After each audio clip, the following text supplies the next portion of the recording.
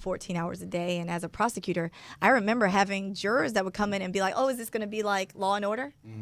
You know, I feel like that's what most people think. That's what most people think. They think it's Law and Order, Yeah. or they think it's, insert every SVU. judge show. Pretty much every judge show. And it's like, I feel like the public's perception, or most people's perception, because a lot of people don't have any kind of dealings with the law unless they get in trouble, Right. is prosecutors work to put people in jail, defense attorneys work to keep people out. But defense attorneys and prosecutors pretty much get along anyway. But the whole thing is, it's like your goal is to try to get as many criminals in jail as possible, and defense attorneys are supposed to be keeping them out, and usually prosecutors are backed by all the money and power of the state. Right. Yeah. And defense attorney, the cliche, And it's like no, a and defense that's not attorney even coming cliche. in, it's That's- like, that's- but it is. Historically, that's what it it's is. been. And with our campaign and our platform and a wave of other progressive prosecutors across the country, we are really working to change that by saying, let's have a criminal justice system that really is fair, right? Because when we have a district attorney, they're elected. And they're elected by the citizens of that community. Absolutely. So what our responsibility truly is to, number one, is to make sure that the safety of the community is the first priority. And the second thing is to make sure that we are treating everybody fairly under the system.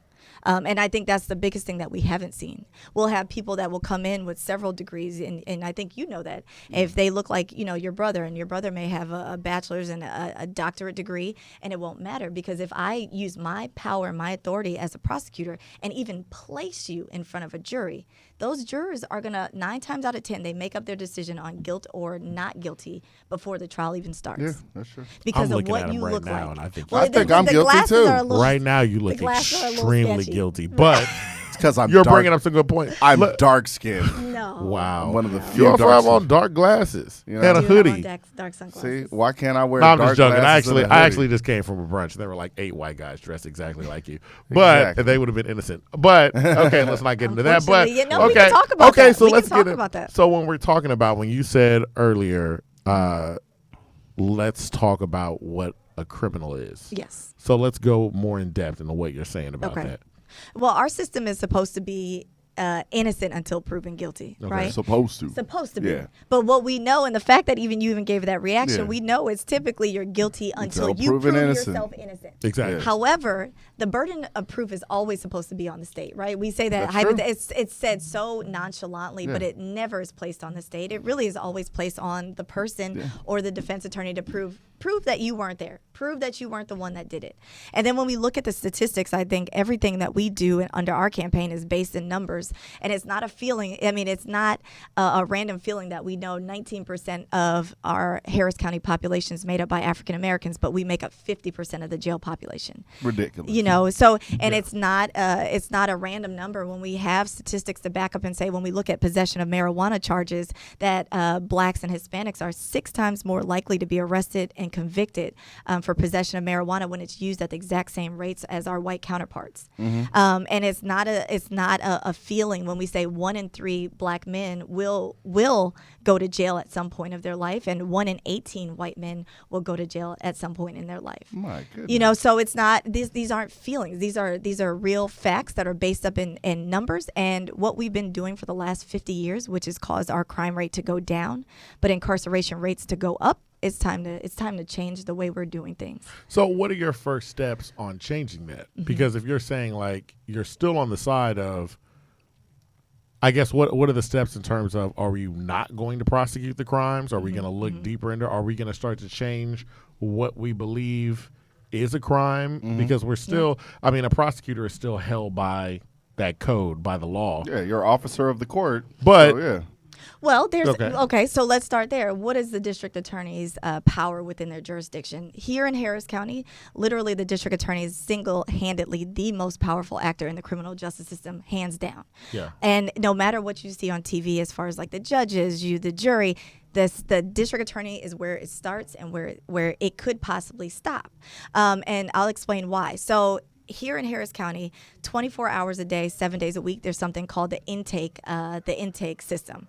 And the intake system in Harris County requires an officer anytime that they start an arrest. If they believe that they're watching some kind of criminal conduct, they can arrest someone, but they have to call the district attorney's intake division.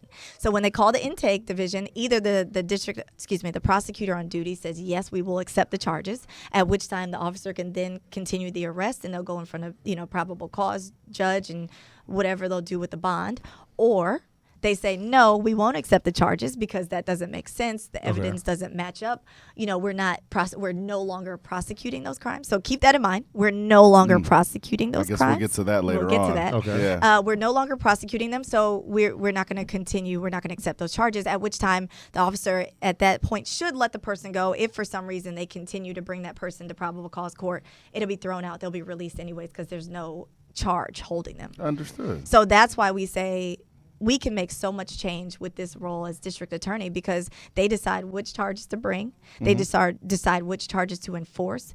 The legislation is different from decriminalization. So legislation is different from decriminalization. So we don't want to legalize marijuana because I don't have that power or jurisdiction. But what we do intend to do is decriminalize possession of marijuana. So when you say decriminalize Yes. possession, what are the results of that? Are you literally saying like when you said the intake process is starting, is that you guys on the other end? It's like, yo, look, we're not charging on marijuana right That's now. it. That's We it. issue. And then that's it. It's Just literally out. that simple. We issue a policy from the district attorney. So remember, the district attorney is in an elected role, and then the assistant district attorneys, which are the line prosecutors, right? Which is what you typically hear. Prosecutors are employed, so you're hired. And so all the district attorney does at that point is issue a policy to intake to say, hey, office-wide, we are no longer accepting charges for possession of marijuana. Make sure that you're rejecting those charges at intake. Is that what you're planning on doing? Absolutely. That's what I wanted to know. Absolutely. Really? Okay. You were in, so you're running again. I mean, you come out of Kim Ogg's office. Yes. And Kim Ogg was saying, Yeah, she sure was. I was one. I didn't start under her, but no. yes, But you were in that office. Yes. So yes. what is going to separate you from that? Because your platform is, look, she didn't do everything. She did nothing that she needed to intended do. She did nothing that. So she what is it promised that to she do. wasn't? So I guess when we're looking at her promises, what are some of the promises you're thinking that she failed on, and how are you going to make adjustments to those? Yeah. Okay. So when we talk about, so let's talk about that. She talked about how she was going to decriminalize marijuana, and a lot of people are like, "Oh, are you just doing this so people can, those kids can smoke weed and get high?" Well, no. There's multiple reasons, but there are three specific reasons. Number one, we have a 40% solve rate in our murders in Harris County. So when we talk about our main priority is to make sure that the citizens of Harris County remain safe.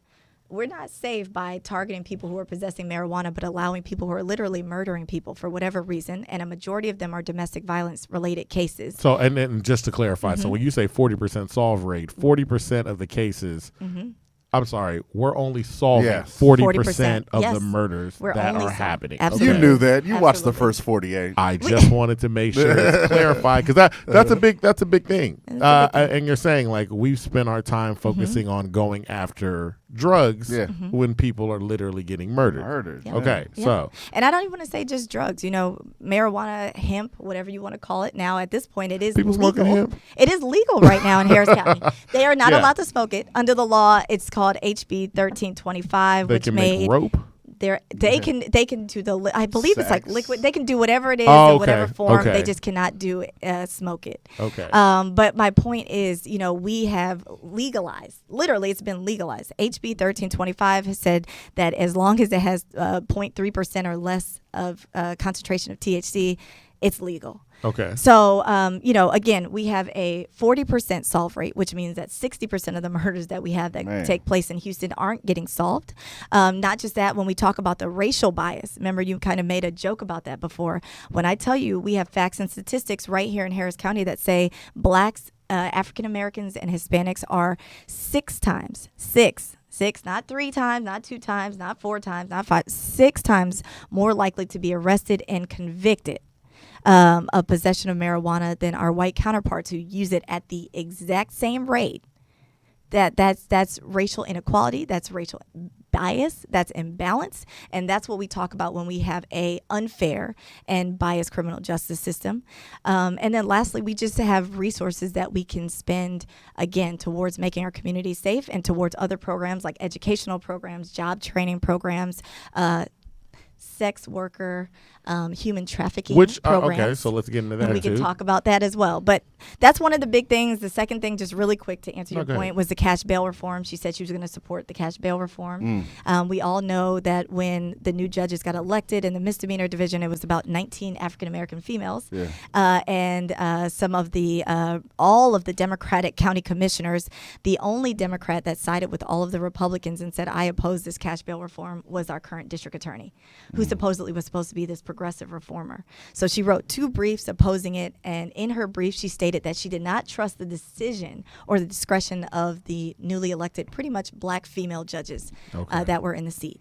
Now, when you say cash bail, so let's just for our people that aren't involved in the law. Yeah, because I have no idea what that is. So all right, so let's explain it out. Cash bail. Yeah, cash bail is like, okay, so let's say we have somebody arrested for criminal trespass, right? So typically homeless people or people who are on drugs will get arrested for criminal trespass. What that means is that typically there was a standard amount that had to be given to them, which was like a $500 bond. So typically it was tied to a $500 bond, and then the bonding company would come in and say you have to pay 10% of that. So it'd be $50, right? And you'd be like, okay, $50 is nothing. But I remember the days when I got out of law school and I was living in D.C. and working on Capitol Hill, and even though it sounds like a glorious job, there were days where I had to figure out what I was going to eat on the dollar menu. Man. You know, so $50 is a lot when you have to decide, where am I going to get this money from? And that's for crimes like trespassing. If we're talking about, drug crimes, this amount drug crimes, it can theft. Go all the way up. And again, if we're saying you're going to be innocent until proven guilty, this does put a lot more onus on the person where it's hey, because there are plenty of stories where it's people have been innocent and lost jobs. Oh, yeah. Having to wait in jail. There have been people that have literally taking pleas. Yeah. Because our system, like you said, our system isn't broken. It works the way it's supposed to work. And then we have people like Khalif Browder. Literally, that will just, I don't have the money, and I need to wait in jail until I'm proven innocent. Yep. And the wait in jail can be extreme. Yes. Yeah, look, going to jail is extreme already. So I think we like to, we're on a rap podcast. We talk about a lot of hip hop. Yeah. We have a number of people that have gone to jail. Sometimes you listen to rap and it kind of makes jail seem like, it happens. Like I spent the night. I do a week in jail on my head. Jail is jail. Jail is not fun. Jail is not fun. Yeah. It's not fun at all. So it is one of those things. And you have people that are literally going and you have to stop your life when you go to jail. You don't even get to choose to stop your life. Your life stops abruptly. Yeah. So we have people that are destabilized because now they lose their jobs. They're losing their homes.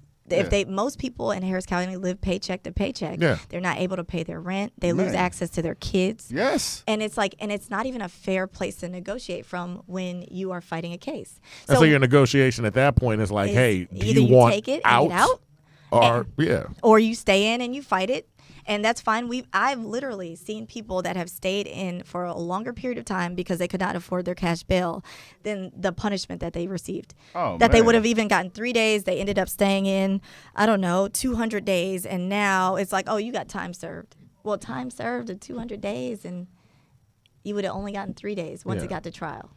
So, Now, I guess then during your time working in the prosecutor's office, what is it that you did to kind of, or can you do anything at that point? Yeah. So I did what I could within the cases that I handled. So at first I thought I was doing a lot. I'm like, this is great. I'm doing a whole lot. But so as you move up, there's different cases you handle. So as a misdemeanor 3, I handled predominantly victimless crimes. So the criminal trespasses, the possession of marijuana, people who are suffering from drug addiction or mental health issues. Typically, those are the cases that I dealt with. And those are the largest loads. So keep that in mind. So the largest loads we have are drug addiction. Are the victimless crimes. Victimless crimes is what we're looking at. So nobody gets hurt. Nobody gets hurt. Except for the actual person. Except for the actual person. Okay, go ahead. So I just want to keep that in mind. So felony 3, misdemeanor 3, pretty much the same thing, except for the felony 3 handles felony level crimes where they're facing time in state jail, prison, or time in prison up to life or the death sentence. Okay. And then misdemeanor cases, the lower end ones, you're facing a maximum of up to 1 year in jail. Okay. So the felony 3, misdemeanor 3, all we handled was victimless crimes. Predominantly DWIs, driving while intoxicated, the driving while license invalid, which is we've had predominantly most people have sat in jail over a couple $100 because they got arrested and thrown into jail and couldn't afford the bond on a driving while license invalid, theft by check. I mean, we've had people write checks to get groceries and the check bounced, so now they're sitting in jail. So predominantly those are the cases. And then once you move up to like a misdemeanor 2 or felony 2, you're handling the crimes with the victims, which then tend to trickle off and get lower and lower. So what I tell people is most people don't know 77% of people in the Harris County Jail right now for felony offenses, 77% are in there for nonviolent offenses. This is felonies. Felonies. So this is felony offenses.